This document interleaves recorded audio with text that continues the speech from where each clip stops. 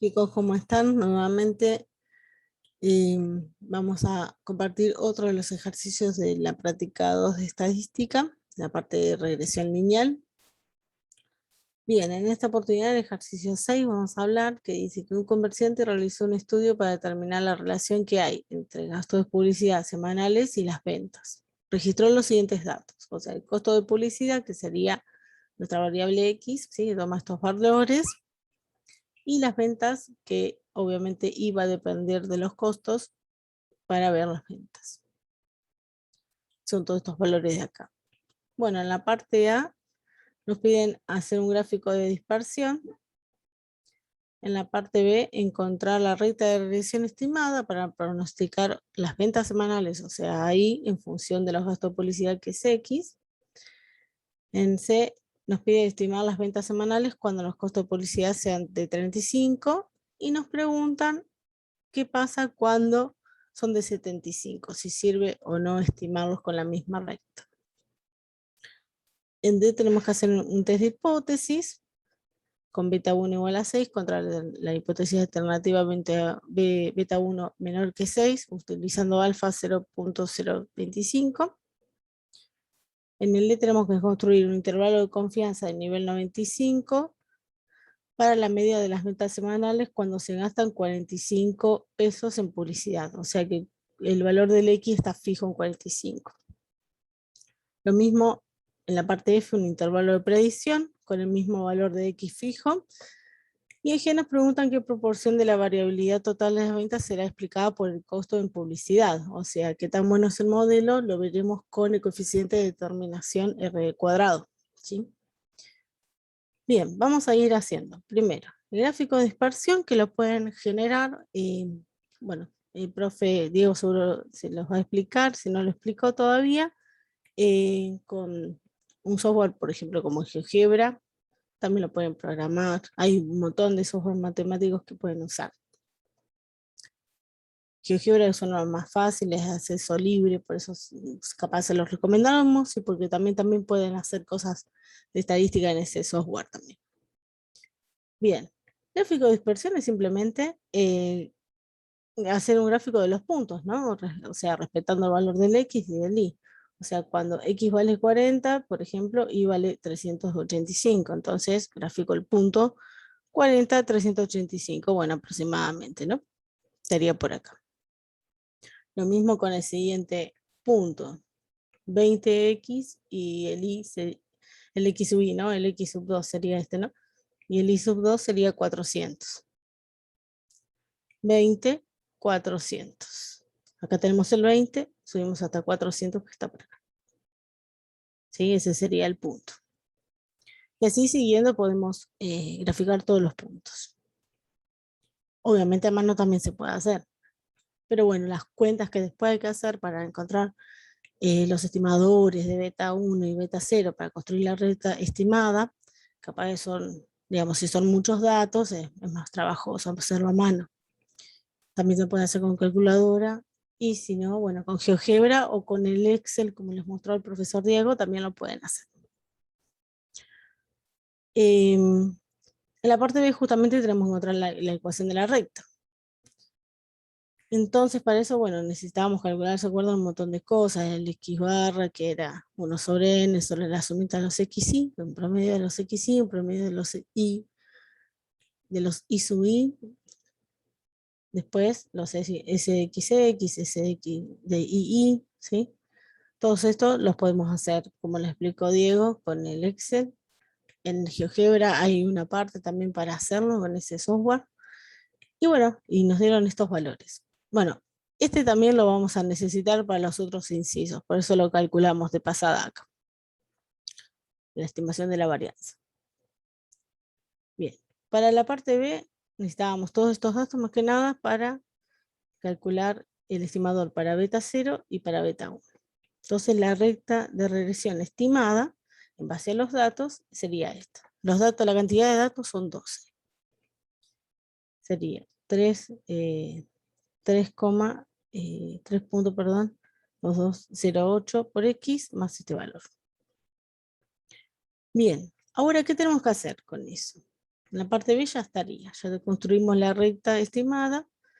En C tenemos que ver, bueno, si cuando el costo de publicidad es 35, ver si me sirve la recta que encontré para estimarlo y cuando es 75, ¿no? Pero bueno, ¿cómo me doy cuenta si me sirve o no la recta?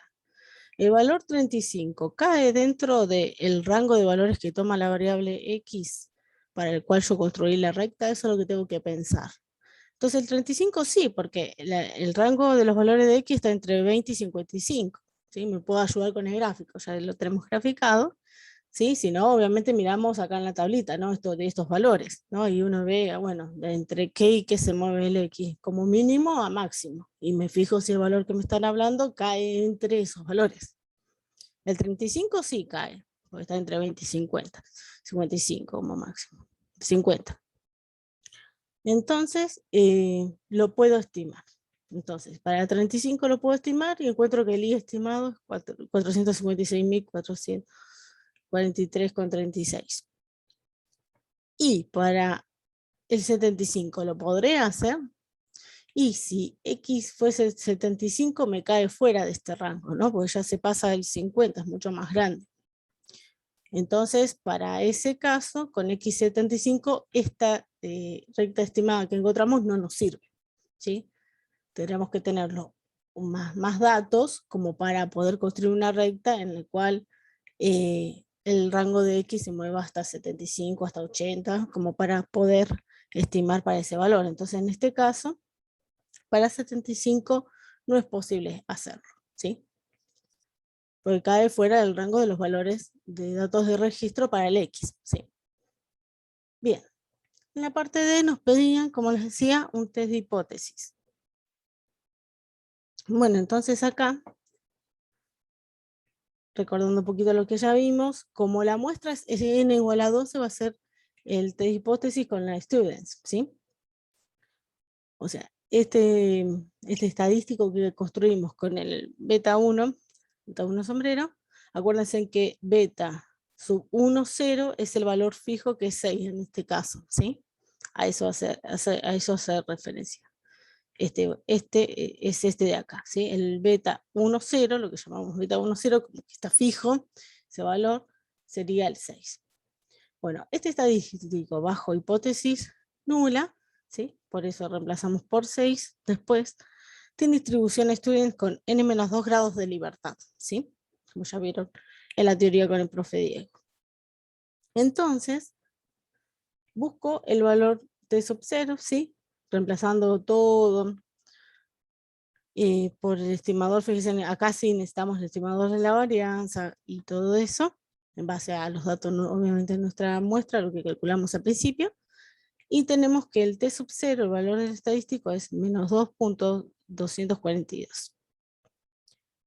Ahora, la regla de decisión me dice que tengo que rechazar a H0 si el valor estadístico es más chico que este valor que tenemos que buscar en la tabla de students, ¿sí? Con el alfa, ¿se acuerdan? 0.025 y n-2, si n vale 12, n-2 son 10 grados de libertad del students.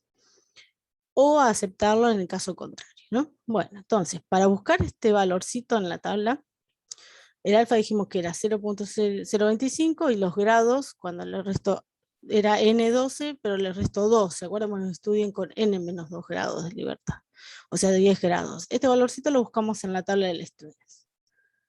Por las dudas, bajan una tabla cualquiera o nos preguntan, entonces, ¿cómo se leían los datos de la students? Este nu es los grados de libertad. Acá en esta columna tenía los grados de libertad, me paro en 10, ¿sí? Y una vez que llego al 10, busco el alfa. ¿Sí? Esto es alfa B, ven la notación alfa, B. Entonces el alfa es el 0.025 en este caso. Y el nu este es 10. Entonces acá están los alfas. En este primer renglón. Entonces me paro acá, ¿sí? Y bueno, y acá, y ahí en la intersección veo que este valorcito que marcamos con amarillo es 2.228, es nuestro valor para ese caso en particular.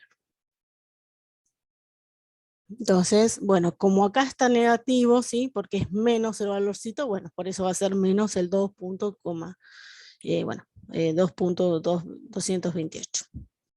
Bueno, y entonces los comparo de este valor con el t sub 0, ¿sí? Que es lo que me dice la regla de decisión, en este caso, ¿sí? Acuérdense que las reglas de decisión van cambiando según la hipótesis alternativa, ¿sí? Esta es para el caso de menor estricto. Bueno, para mayor tienen otra y con el distinto, ¿sí? Tienen 3 casos siempre, ¿no? Y acuérdense de eso. Bien, entonces, bueno, comparamos, y en este caso, como me quedó que el T0 es más chico que el valorcito que encontrábamos en la tabla de students, se rechaza H0, con este nivel de significancia, con alfa igual a 0.025. Bien, esa para la parte D. Para la parte E, tenemos que encontrar el intervalo de confianza para la respuesta media. Acuérdense que es ir aplicando las distintas fórmulas que vimos para los intervalos. Acá igual está repasado cuál es el intervalo de respuesta media, ¿sí? Y acá, acuérdense, para tanto la respuesta media como para predicciones futuras, siempre fijamos un valor de X, ¿sí? En el enunciado estaba dicho, bueno, en ambos casos va a ser el de 45. Y el nivel de confianza es 0.95, de ahí sacamos el alfa, que es 0.05. Bien, y justo para este caso es alfa sobre 2, o sea que también es el t nos va a quedar para buscar en la tabla de students el t de 0.02510, que ya lo habíamos encontrado en el inciso anterior, ¿sí?